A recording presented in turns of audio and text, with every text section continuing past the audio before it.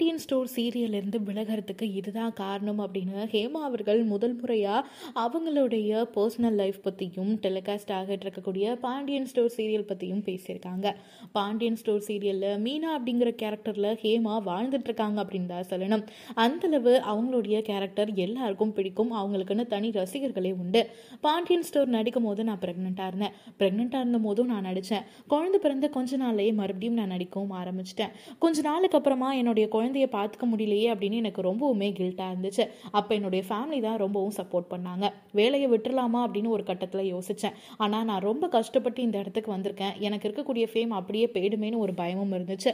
ஃபேமிலியோட சப்போர்ட்னால தான் இப்போ வரையும் பாண்டியன் ஸ்டோரில் நடிச்சுக்கிட்டு இருக்கேன் அப்படின்னு சொல்லியிருக்காங்க. அது மட்டும் இல்லாமல் திரைப்படங்களில் நிறைய வாய்ப்பு வந்திருக்குமே அப்படின்னு கேட்டதுக்கு ஒரு படத்தில் எனக்கு வாய்ப்பு வந்துச்சு. அதுக்காக நான் சேலரி கேட்டிருந்தேன். அந்த சேலரிலாம் கொடுக்க முடியாது அப்படின்னு சொன்னாங்க. அதனால நான் அந்த படத்தில் நடிக்க மாட்டேன் அப்படின்னு சொல்லிட்டேன். அப்போ ரொம்பவுமே தப்பாக பேசினாங்க. இந்த மூஞ்சுக்கெல்லாம் யார் நடிக்க கூப்பிட போறா அப்படிங்கிற மாதிரிலாம் பேசினாங்க.